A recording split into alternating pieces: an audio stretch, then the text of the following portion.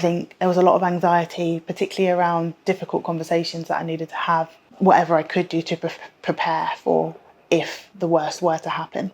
So from what you were saying earlier, we know about some of the risks there are to black mothers when it comes to maternal care. So how did that affect how you felt? I think that's a really good question. I think there's probably a lot of fear for me and a lot of avoidance.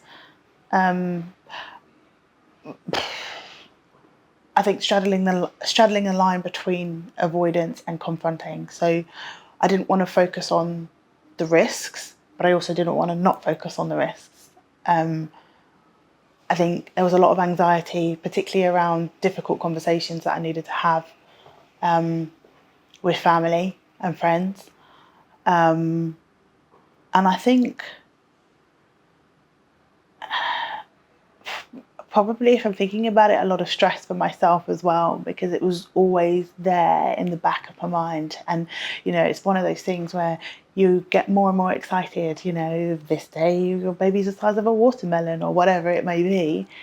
But then you know that then the time is coming closer to giving birth, and then there's the potential risks with that.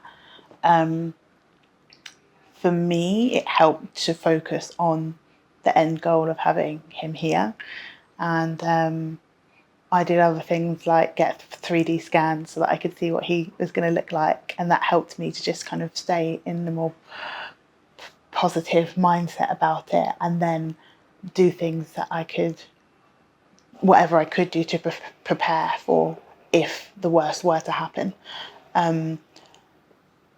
But in terms of how you feel, I think for me, you almost have to kind of numb yourself to it a little bit, because otherwise it would drive you insane. And just hope for the best.